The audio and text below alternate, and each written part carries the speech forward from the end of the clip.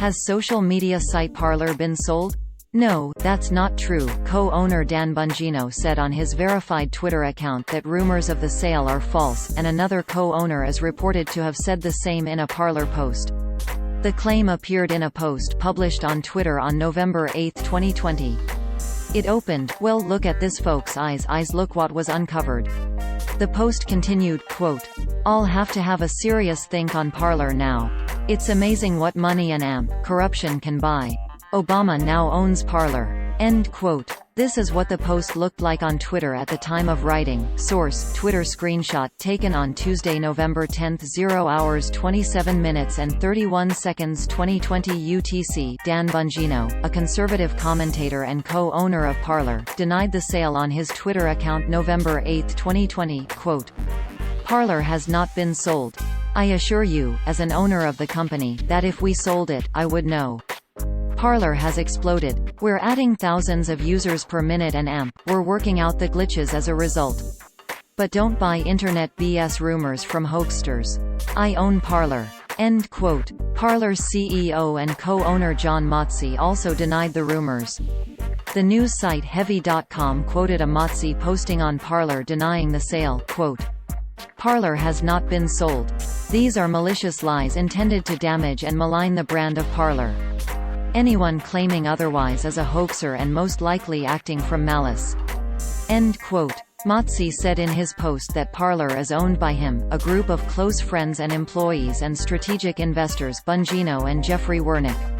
Parler, the social media site that has become popular with President Trump and the U.S. conservative movement, has experienced tremendous growth in the days following the election.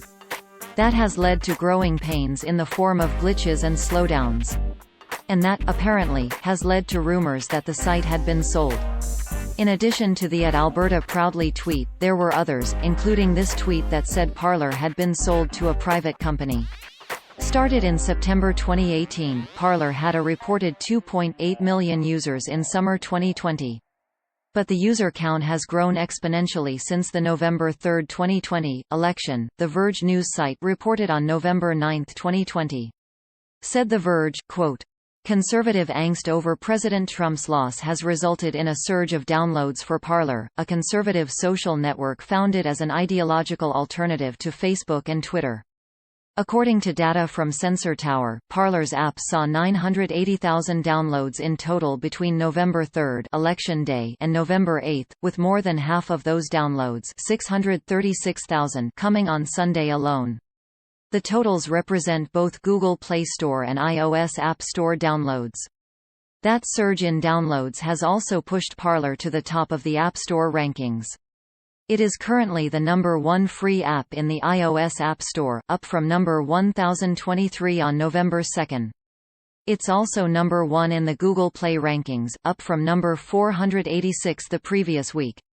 The app has been downloaded approximately 3.6 million times in the U.S. so far, per Sensor Tower. End quote. The Verge also pointed out why Parler became so popular almost literally overnight, quote, "Parler has been a central hub for many of the conservative protests against recent election results, including the ongoing Stop the Steal campaign. A number of prominent conservative pundits have urged followers to join the network in recent days, out of frustration with moderation on Twitter and Facebook. It has also become a haven for the kind of right-leaning conspiracy theories that are discouraged on the larger networks, particularly regarding the election." In a digest email on Monday, Parler listed its top post as a report from the Falun Gong-aligned NTD News, alleging supposed statistical anomalies in recent vote counts. In recent months, Twitter and Facebook both adopted strict policies against voting-related misinformation, and those policies were strictly enforced in the confusion following Election Day. The enforcement was particularly strict against President Trump, who has used both networks to raise spurious doubts about mail-in voting, call for vote counts to be halted, and prematurely announce his campaign's victory in the state of Pennsylvania. Pennsylvania was later called for Joe Biden. As a result of those and other infractions, a total of 16 tweets from the president faced some kind of restriction from Twitter in the days following Election Day. End quote. Parler did not reply to two emails from Lead Stories on November 9, 2020, asking for comment on the sale rumors.